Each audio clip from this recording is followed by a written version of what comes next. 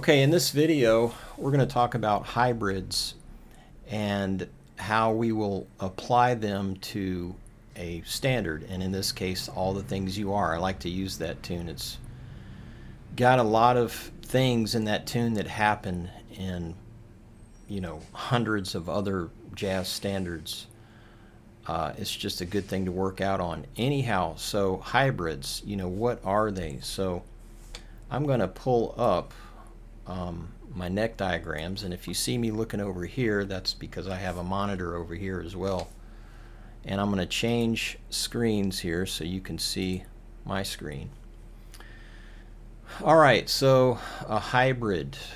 Okay, what is a hybrid? What am I calling a hybrid? Well, you should know the 7th arpeggios by this point. Okay, this is a 7th arpeggio, in this case a C major 7, in basically 2 octaves.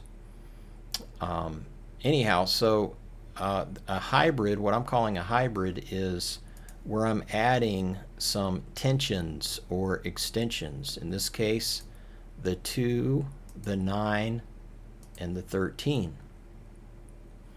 And how I kind of came up with this idea kind of goes back to the Frank Gambale Monster Licks video. In that video from like '89, he shows the pentatonic refingered using a 3-1-3 concept, at least in part of that shape that he plays. He has this 3-1-3 fingering.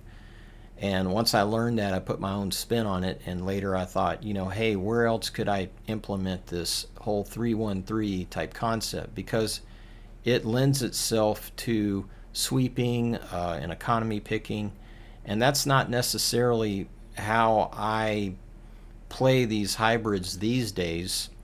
That means that, what I'm saying is I'm not to say that I never use economy and sweep picking these days.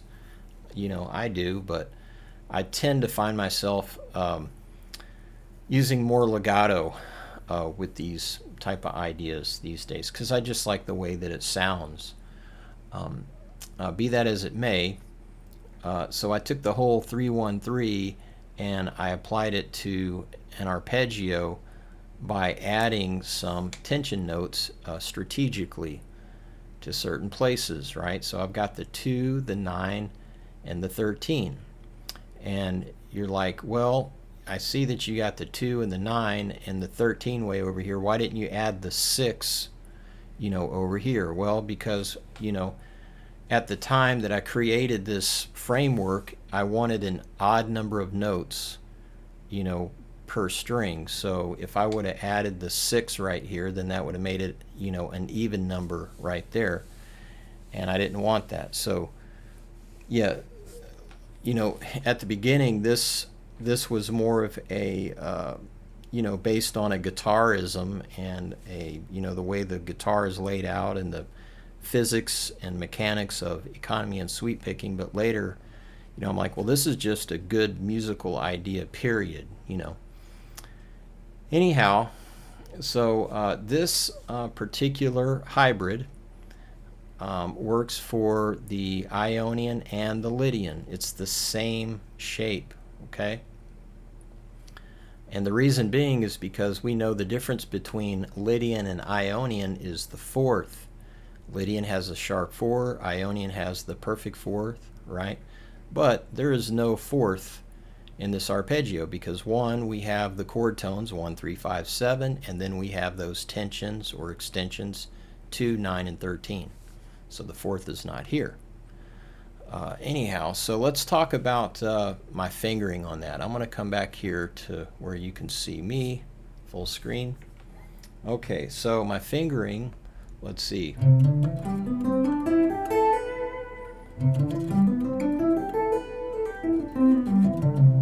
And this is something that I don't really think about now, and it may change. I can't say that I'll always play it like this. Whenever I'm improvising, I'm not sure what's going to happen, but I would say when you're getting this down initially, you want to pick out a fingering that you think is logical and works for you and your style, right?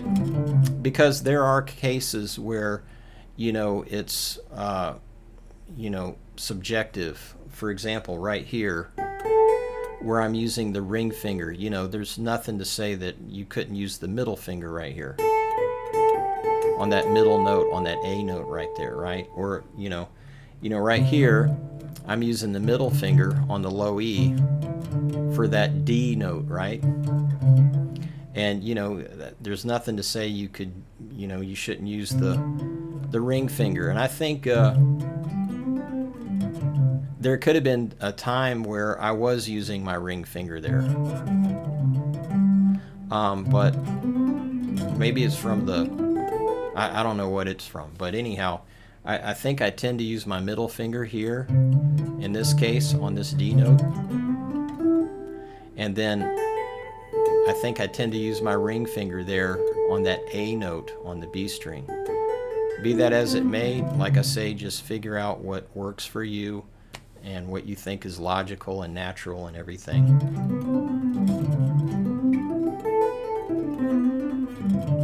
Okay, let's talk about what the right hand is doing. So I think I tend to, if I have 3 consecutive notes on a string, that I believe I tend to pick the first 2 and then hammer the third one. Does that mean that I always do that? No. Like if I'm doing some type of fast, shreddy picking run, I'll pick every note and stuff. But if I'm doing something like this, right, and I want a smooth sound, I tend to, again, pick the first 2 notes and then hammer the third. Okay, now that's where we have 3 consecutive notes. But as I'm going from string to string, I'm picking each note, right, on this E, G, B. That's kind of like a sweep right there. I guess it is a sweep. Okay, so my picking would be down, up, hammer, down, down, up, hammer, down, down, up, hammer, like that.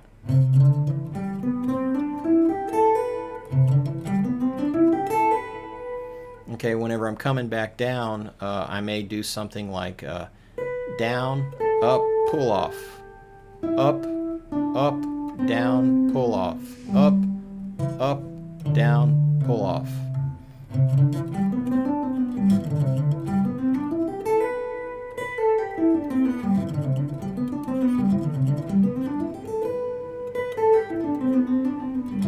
And sometimes, I may just, pick something, pick a string one time, or it really depends on how fast I'm going. If I'm going really fast, I may just pick the first note on every string. But if I want some more articulation, and I'm playing a little slower, I'll do what I call half picking, because I'm not picking every note. I'm picking about half of it,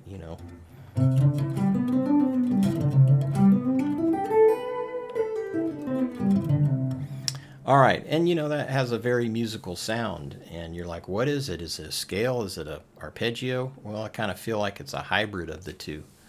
Because, you could name this, and you're like, well, what would you name it? A major 7, add 9, add 13, a major 13, or, I just say, okay, how about a major 7 hybrid, or be that as it may. So let's take a look at the Mixolydian, right?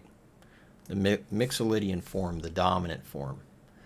So again, we just take a dominant 7th arpeggio, and we're going to add the 2, the 9, and the 13. Okay.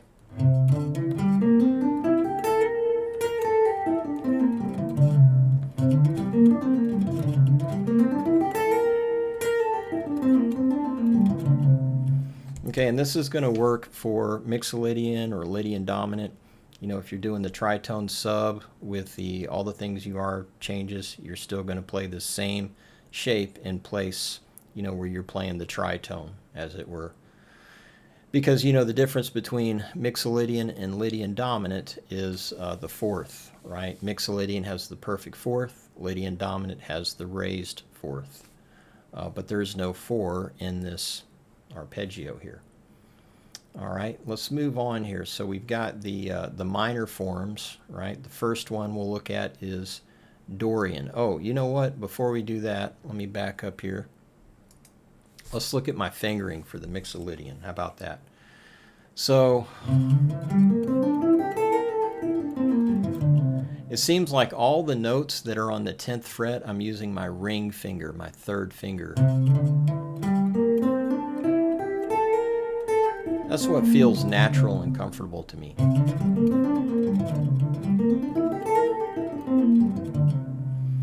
Okay, but again, you know, you may want to use your middle finger. Let's see, if I use my middle finger, whoops, I would still use my ring finger or my third finger on the A note of the B string. That would make more sense.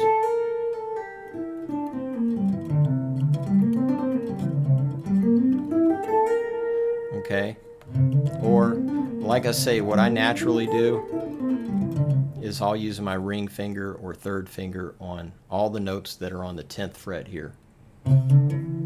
Okay, so let's go back here. You can check out that shape again.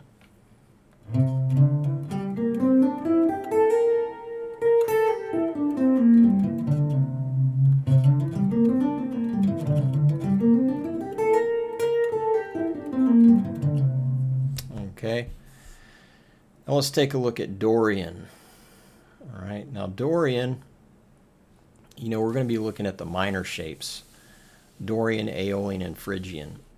So Dorian, as you know, has a natural 6 or a natural 13. Okay, so we need to pay attention to that here. So we just take, again, we take a minor 7th arpeggio, and we're going to add the 2, the 9, and the 13.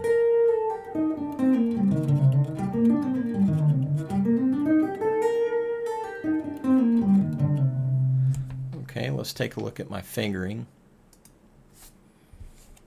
And again, I'm using my third or ring finger on all the notes that appear on the 10th fret.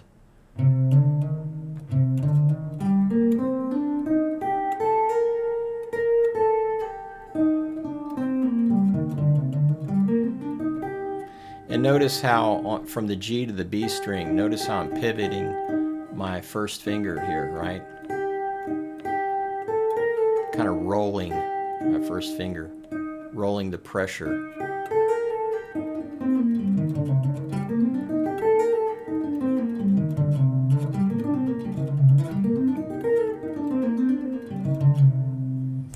Okay, let's see. Moving right along here, we're going to the, I'll come back here so you can look at the shape again, actually, before we move along.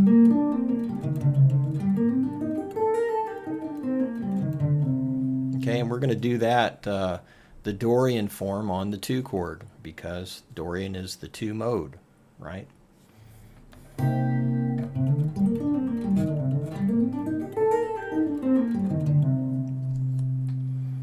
Okay, now we've got Aeolian after that. And the difference is we're just going to have that flat 13 there. So everything else is the same.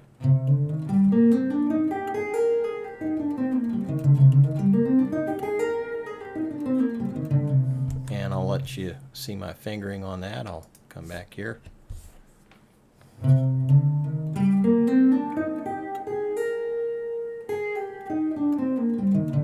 So the same fingering, except obviously you would want to use your middle finger to grab that A flat note on the B string.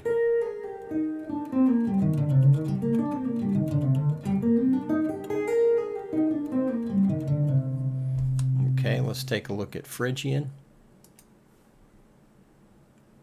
Okay, Phrygian. Okay, so Phrygian, we know we've got to shift the 9 now down a half step, right? Because it's got a flat 2, a flat 9.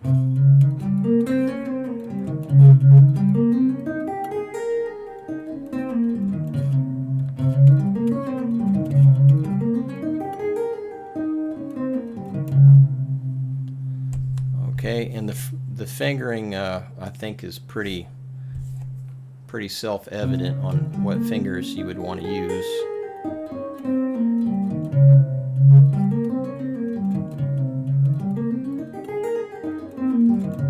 You know, when you're not sure about fingerings, I think one thing that you can do is put your first finger on the lowest note, like let's take this C, and then you put your pinky on the highest note as far as on that particular string. So on the low E, I'm going to put my pinky here on this E flat, and then see what fingers line up with what frets, right?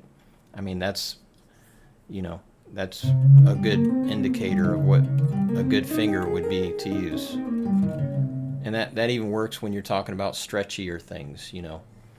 So, all right. Let's look at Aeolian flat 5 here. Now this Aeolian flat 5, the Aeolian flat 5 is not in it's not a mode of the major scale. And we are going to be using the Aeolian flat 5 where we use minor 7 flat 5. And the minor 7 flat 5 arpeggio we use as a substitution for the altered dominant in All the Things You Are.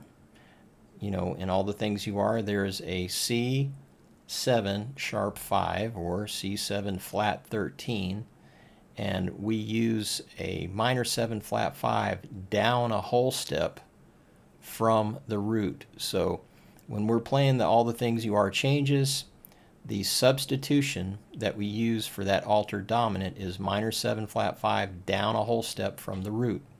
Now I know we have a C minor 7 flat 5 here because all the arpeggios were starting on a C note, right, for this demonstration. But in the tune All the Things You Are, over the C altered chord, we're going to be playing a B flat minor 7 flat 5 arpeggio. And as far as the hybrid, it would be this Aeolian flat 5 hybrid. Now, the Aeolian flat 5 is the 6th mode of melodic minor.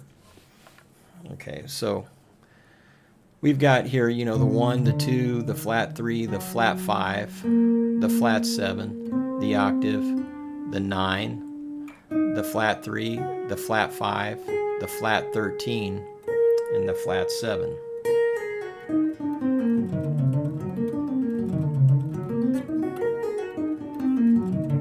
Now let's look at my fingering. Okay. Now, you know, I think this place, this is a good place to talk about like fingering that I would say is a must, in my opinion. When we look at the D string, D as in dog, D, okay? You know, I'm playing the B flat with my index finger or first finger, the C with my third finger, the D with my fourth finger, okay? And then I'm grabbing that E flat with my middle finger. See, if I were to play first finger, second finger with that C, pinky, I don't know, I think it would feel a little awkward to me to use the second finger on that E flat on the G, right? And you're saying, well, you could use your index finger to grab that E flat. Well, yeah, but then you've got to pick up your index finger to grab that G flat. So to me, it makes more sense to use your ring finger or third finger for that C note, okay, and then your middle finger or second finger for that E flat, and then your first finger to grab that G flat, that flat 5.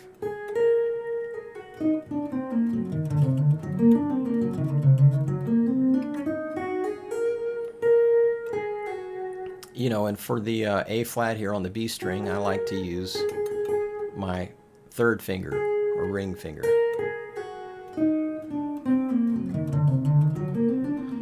But I find, you know, a lot of guys, when I show them this initially, you know, they'll tend to use, you know, their first finger to grab that E flat on the G string, and then I find them picking up their first finger to grab the G flat on the B string. And so, you know, I have to show them like, hey, you know, if you do this, right, pinky to middle finger to first finger, it makes it easier.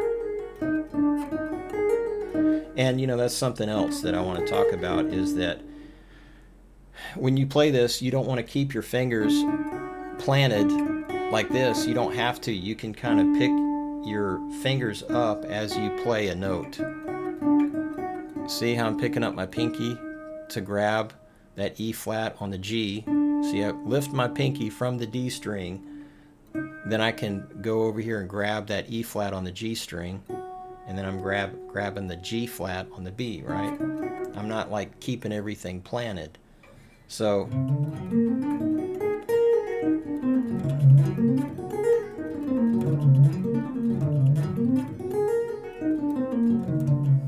okay. All right, let's go to the whole half diminished here. Okay, the whole half diminished. Let's talk about the intervals for that I'm using here. You know, the whole half diminished hybrid comes from the whole half diminished scale.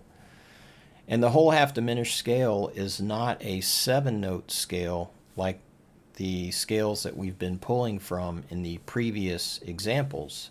The whole half diminished scale is an 8-note scale, with the ninth note being the octave. Okay, so let's look at these intervals that we're grabbing here. So we've got the 1, the 2, the flat 3, the flat 5. The double flat 7 is that A note, you know, which is also, we could think of as a 6, but in this context it's the double flat 7, or you could call it the diminished 7th.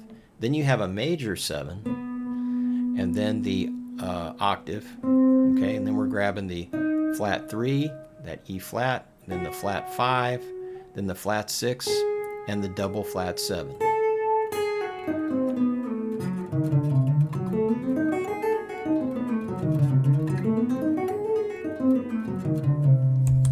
Okay, so let's look at my fingerings, right? So that's a pretty easy one, right? And then of course we want to use our middle finger to grab that G flat, right? Because that's where your finger naturally falls. Your middle finger, your second finger, right, naturally falls where that G flat is on the A string. Okay, and then the double flat 7, that A note, we're going to reach back and grab with our first finger. Okay, and then we have ring finger or third finger on that B note. Then we have our fourth finger on the C, and then again, our middle finger naturally falls on that E flat. And we have the first finger on G flat, the third finger on A flat, and then the fourth finger on A.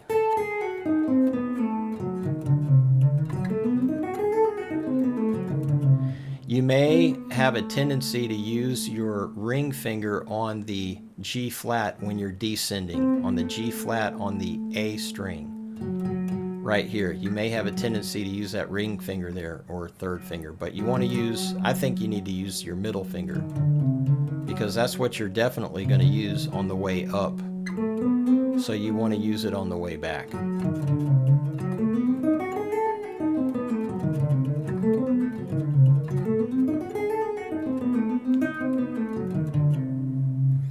Okay, let's move along here. Okay, I can't recall if let me give you another shot of that diminished. And then, you know, obviously you can pause the video at any point and study the shape and go over it. Okay, so let's go on to the shapes as they appear from the A to the high E string. Okay, so we're just taking all this information and we're moving it over okay, to the higher set of strings, from the A string to the high E. So we've got the major 7 hybrid. So in this case, all the notes that appear on the 5th fret, I'm using my 2nd finger to play all those notes.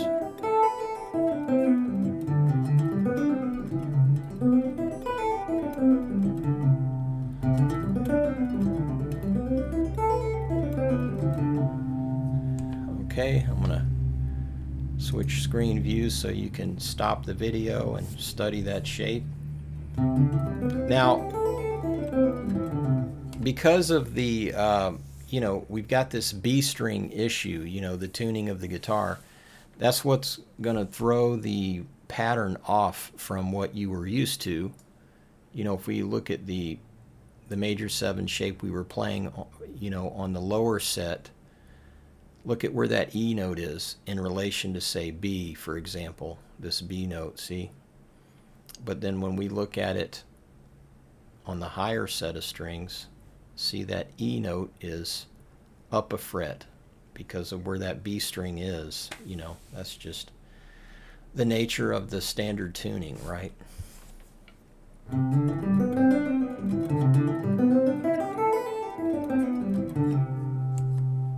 Okay, and I'll come back here. You can look at my fingering.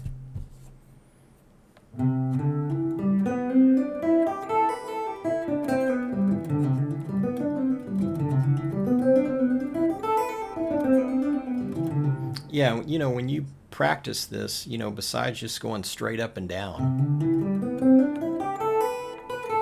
like that, okay, you want to do that, but you also want to practice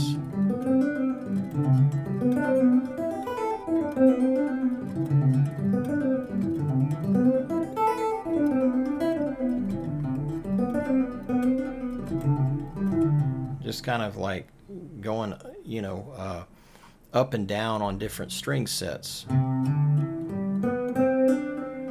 Maybe coming back down. How about grab that E and then grab that G and then go back to the high E and grab that G note there.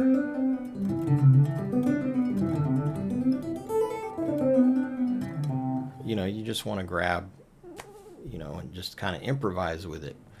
And, you know, there's other things that you can do with this shape, which is cool. Like, you know, what if we left out the middle notes on the strings where we have 3 consecutive notes, right? We leave out the middle note. So we've got 2 notes, then 1 note, and then 2 notes, then 1 note, then 2 notes.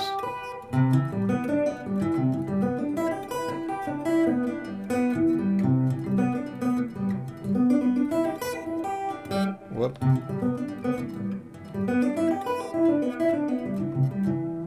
You know, that sounds cool too. So, all right, let's go to the next one, right? The Mixolydian.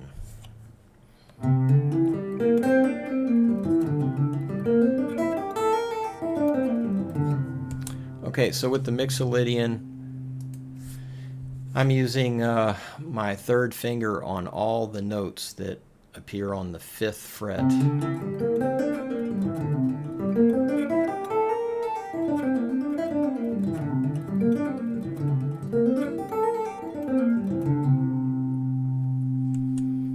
Okay. Let's go on to Dorian.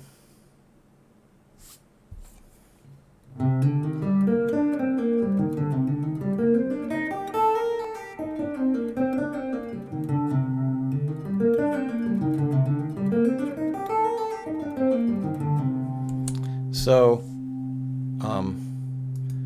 with the Dorian fingering, my ring finger is playing all the notes again that appear on the 5th fret.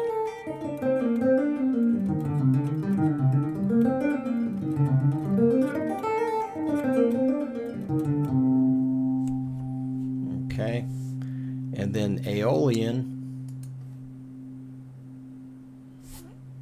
Okay, same thing. My 3rd finger is going to play all the notes on the 5th fret. Now the A flat on the high E, I'm using my middle finger to grab that A flat, and that makes sense, doesn't it?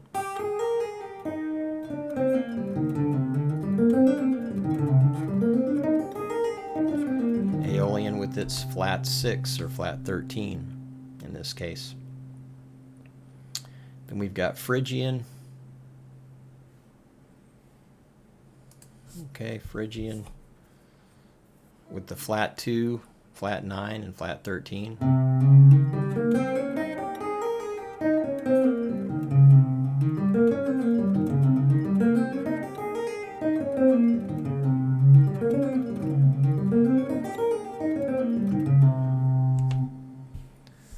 Okay, now let's look at Aeolian flat 5. Okay, Aeolian flat 5.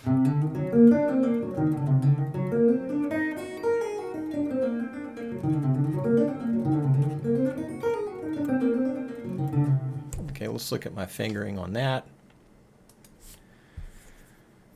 Okay, so ring finger there on the 5th fret, and then that G flat on the D string, middle finger.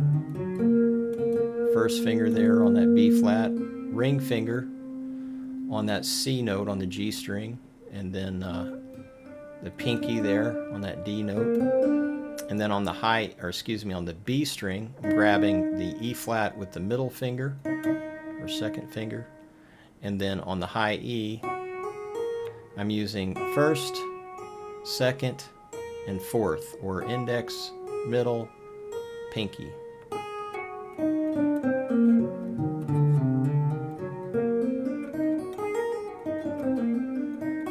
And see there again, I prefer to use the ring finger there for that C note, the 3rd finger, because of what happens, you know, I want to grab the E flat with my middle, okay, and then obviously you want to use your index finger to grab that flat 5, that G flat on the high E.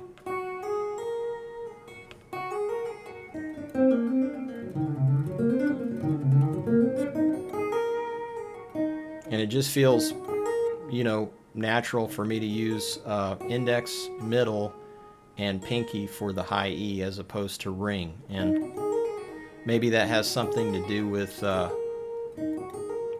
just because the way my fingers are lined up, because of where that minor 3rd is, that E flat, that I feel like I want to use my middle finger there on that A flat on the high E.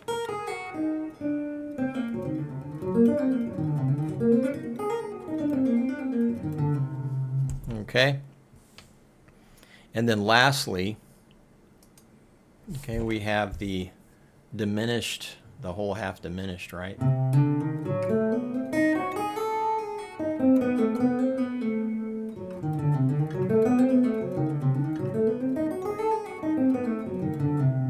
Okay, let's look at the fingering on that. Okay, index, middle, excuse me, my bad, index, ring, pinky, then you got your middle finger. That's a no-brainer there. And again, index, ring, pinky. I'm going to use my ring finger or 3rd fret on the B string, and then index, ring, pinky. And again, you may have a tendency to use your ring finger or 3rd finger on the G flat when you're descending that G flat that's on the D string, right? D as in dog. You may have a tendency to use that ring finger, but use the middle finger, because when you ascend, you definitely should have a tendency to use your middle finger there on that G flat, right? Just train yourself to, you know, get yourself back in position to use that middle finger when you're descending.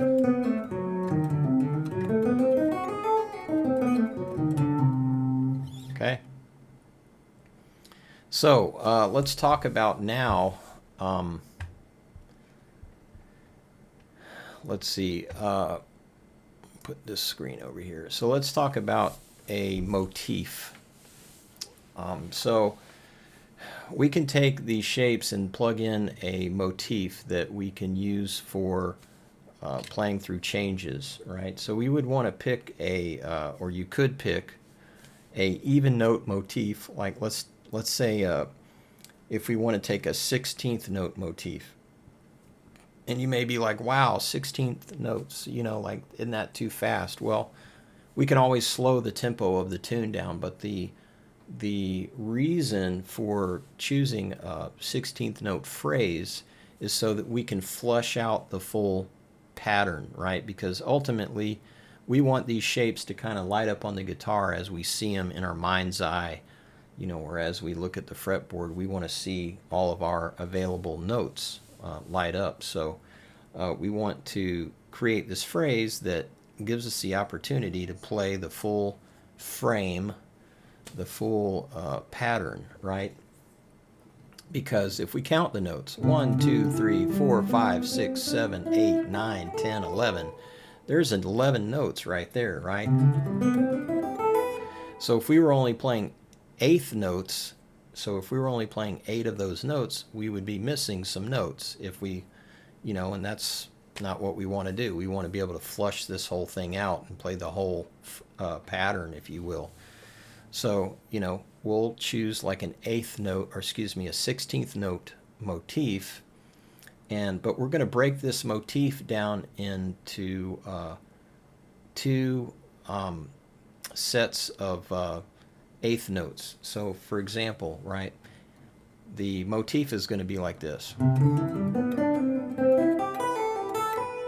Okay, so let's break that down in half. So we've got this set of 8 notes.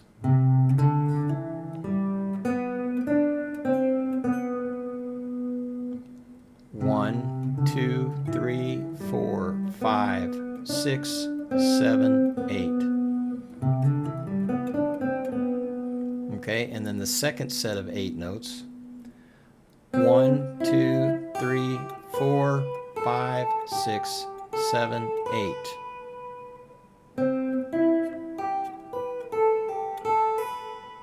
So if we put that all together, and you know 8 plus 8 is 16, so there's our 16th note phrase, right?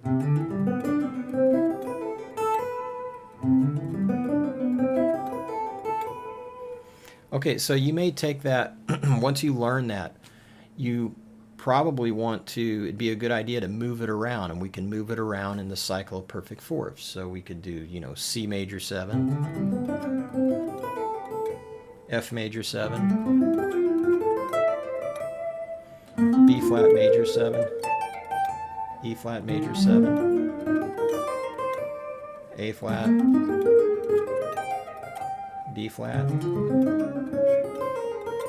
and so forth, until we get used to being able to play it, you know, anywhere. So now let's take a look at a descending 16th note phrase. Okay, so the descending 16th note phrase is going to be like this.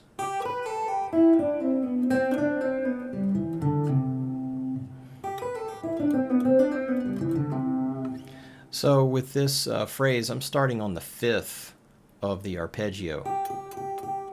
Okay, and I'm doing like this.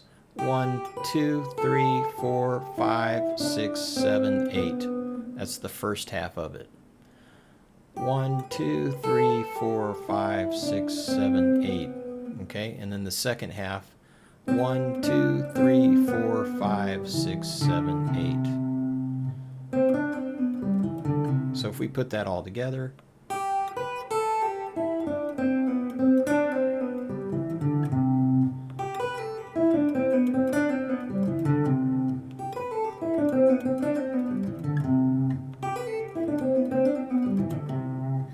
right, so that too, you know, once you get that down, you want to move that around, okay?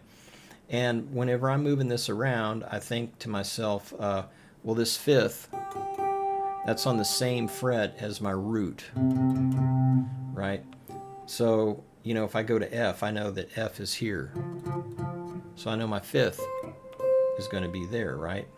My F is on the 8th fret of the A string, so I know that my 5th is going to be the 8th fret of the high E. And then the B flat, and then E flat, A flat, D flat. Okay?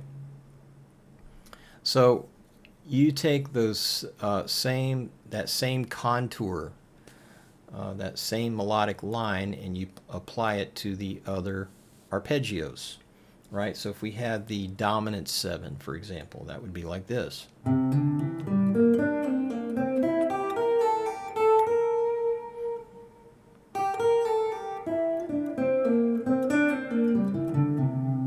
Right?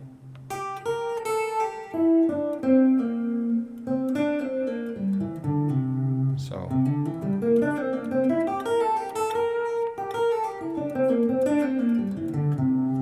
and then the Dorian one.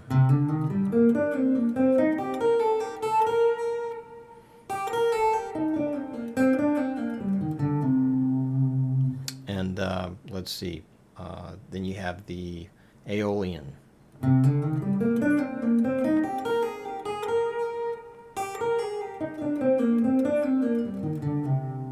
then we have the Phrygian.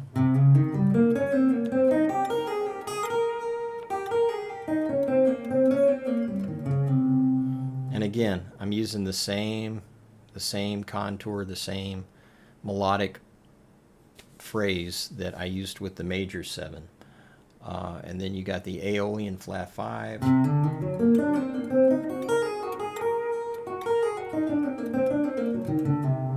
And you're going to have a guitar pro of these lines here, used in all the things you are. Okay, you're going to have a little etude in Guitar Pro that you can check out. So let's see what else. Then we have the Diminished. Now the Diminished is a little bit different contour, so I'm going to, spend some time on that one. So the ascending phrase for Diminished is going to be like this. All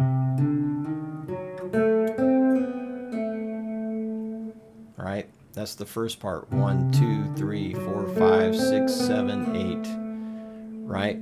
So that right there is like all the other ones. Okay, and here's where the change comes. So instead of like, grabbing the note here, which is where we would grab it with all the other ones, we're going to grab the note that's here. And here's the second half.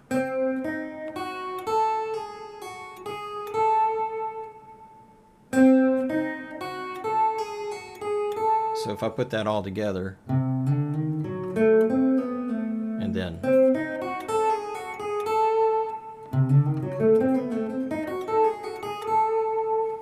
okay, so the descending is going to be like this. That's the first 8 notes, and then the second 8 notes would be like this. Let's see. Okay.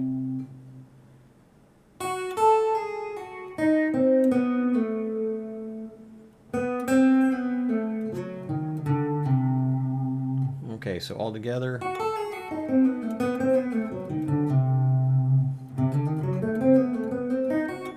Whoops. There we go. All right. And you're going to do the same thing on the lower set of strings, right? So if we do major, it would be like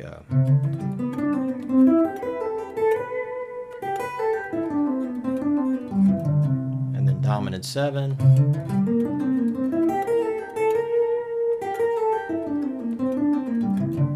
And then we have Dorian.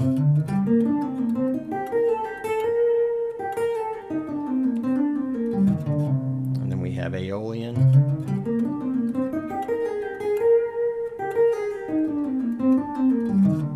And we have Phrygian.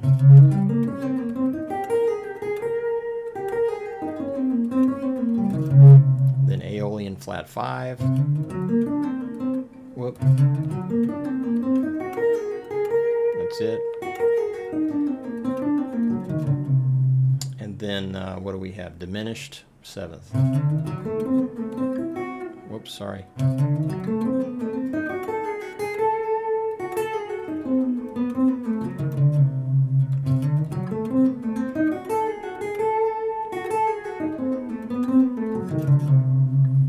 Okay, so I'm going to run through all the things you are, and like I say, you're going to have a Guitar Pro of this.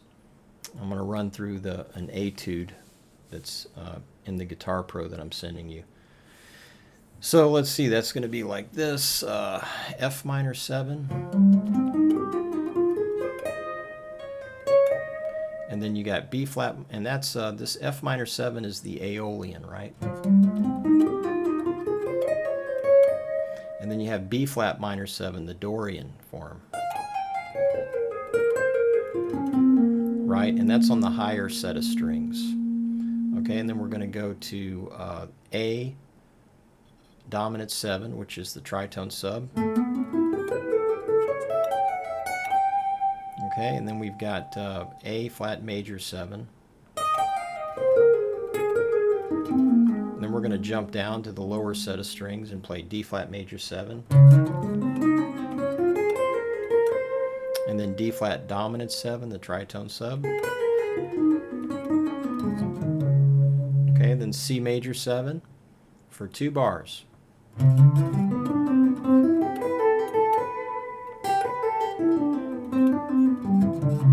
then we have C minor 7. And that was the Aeolian form. And then we've got F minor 7, the Dorian form, F minor 7. And then E dominant 7, the tritone sub. And then E flat major 7. And then we're going to jump down here and grab the A flat major 7 on the lower set of strings. And then A flat dominant 7, the tritone sub. And then G major 7 for 2 bars. Then A minor 7, Dorian. And then A flat 7, tritone sub.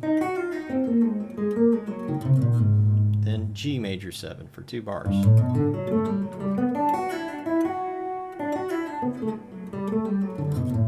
Now we're going to go up here and grab F sharp minor 7, Dorian.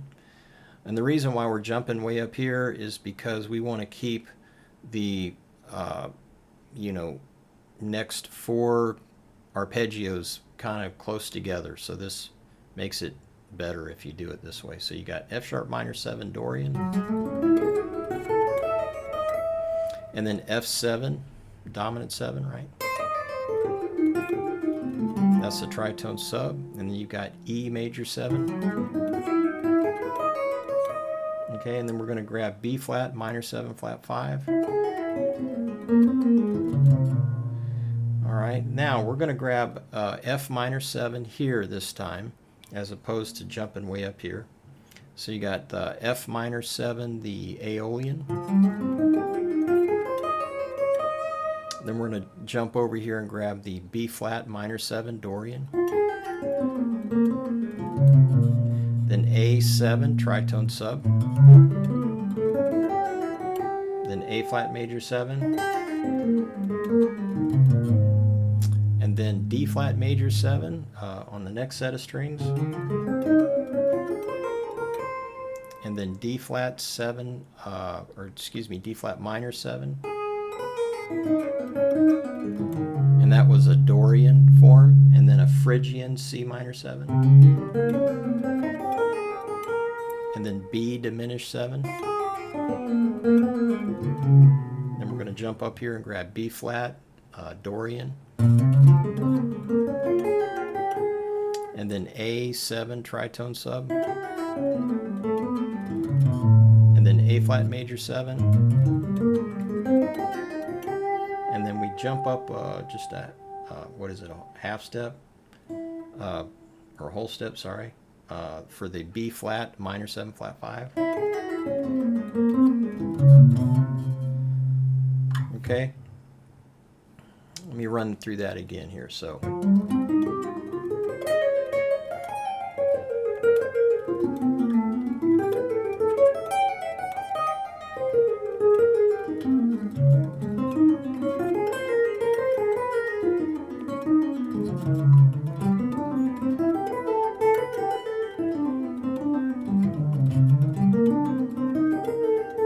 Whoops, sorry.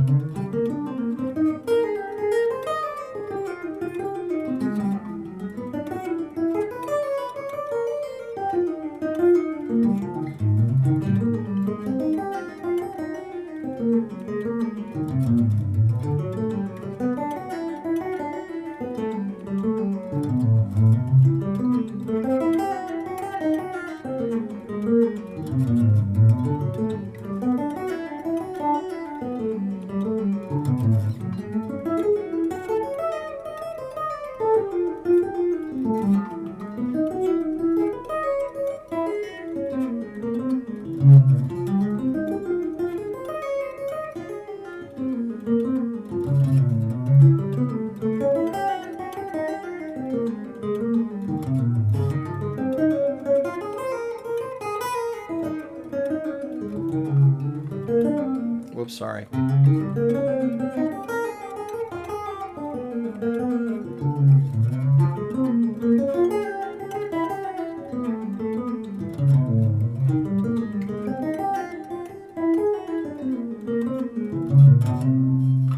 Okay, there you go. So you'll have some neck diagrams to look at as you're watching the video, and of course you can always pause the video and study those diagrams, and then you'll have a guitar pro of the 16th note etude over all the things you are that I just played. So I hope you enjoyed the video.